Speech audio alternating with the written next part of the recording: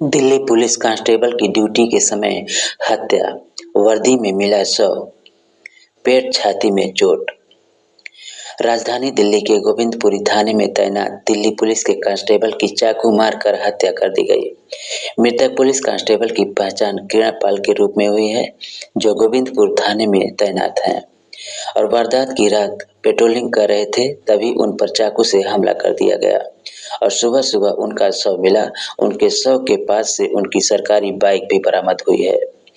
अब पुलिस मामले की जांच में जुट गई है। पुलिस आसपास के सीसीटीवी खंगालने में लगी हुई है, जिससे कि हत्यारों का पता लगाया जा सके। फिलहाल सिपाही के परिजनों को उनकी मौत की जानकारी दे दी गई है और पुलिस के आगे की कार्रवाई कर रही है। दिल्ली में इस तरह का ये पहला मामला सामने आया है। स्कूली बच्चों को अग्नि सुरक्षा के प्रति किया गया जागरूक, यातायात नियमों के पालन की दी जानकारी।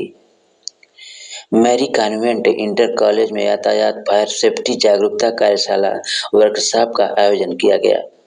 इस दौरान छात्र छात्राओं को आपदा प्रबंधन की जानकारी दी गई, साथ ही यातायात नियमों का पालन करने और अपने परिजनों व परिचितों को भी प्रेरित करने की सलाह दी गई।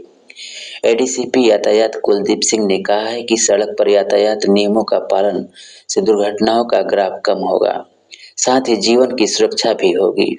वहीं अग्निशमन विभाग के सीएमओ डॉक्टर आर.के. पांडे ने अग्नि सुरक्षा के बारे में बताया। उन्होंने फायर एक्सटिंग्विशर चलाने की विधि बताई और गैस सिलेंडर की आग बुझाने के तरीके का डेमोन्स्ट्रेशन भी किया।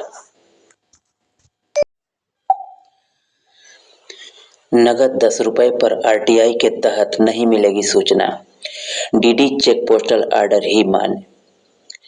सूचना का अधिकार अधिनियम 2005 के अंतर्गत सरकारी विभाग से सूचना लेने के लिए 10 रुपए डिमांड ड्राफ्ट चेक या पोस्टल ऑर्डर से भुगतान करना होगा। अब आवेदन के साथ नगद 10 रुपए देने पर सूचना नहीं मिलेगी।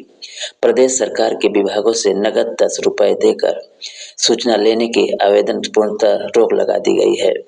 इस संबंध में प्रदेश सरकार के प्रमुख सचिव के रविंद्र नायक ने सभी अपर मुख्य सचिव, विभागाध्यक्ष, मंडलायुक्त, जिलाधिकारियों को पत्र लिखा है।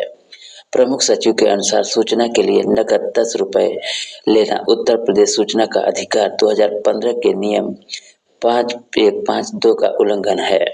इसी प्रकार सूचना के लिए डाक से नकद शुल्क भेजना और अतिरिक्त सूचना के लिए अतिरिक्त राशि का नकद भुगतान भारतीय पोस्टल सेवा अंतर्गत विधिक रूप से निषिद्ध है। पीएम मोदी दारागंज झोसी नए रेल पुल का करेंगे उद्घाटन, महाकुंभ से पहले दौड़ेगी ट्रेनें।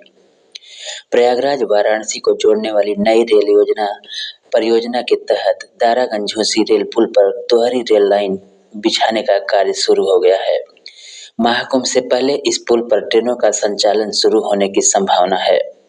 प्रधानमंत्री नरेंद्र मोदी ने नए पुल का उद्घाटन करेंगे, जिसकी तैयारी शुरू हो गई है। इससे प्रयागराज और वाराणसी के बीच रेल सफर न केवल सुगम होगा, बल्कि इससे गंगा पर प्रयागराज को एक और मजबूत रेल पुल भी मिल जाएगा। यह पुल 1937 मीटर लंबा है और इसकी संरचना स्फेरिकल बेयरिंग पर आधारित है, जो इसे बेहद टिकाऊ बनाती है। पुल के पिलर की नींव 50 मीटर गहराई तक भारतीय कुआं शैली से निर्मित है, जो इसे और मजबूत बनाएगा।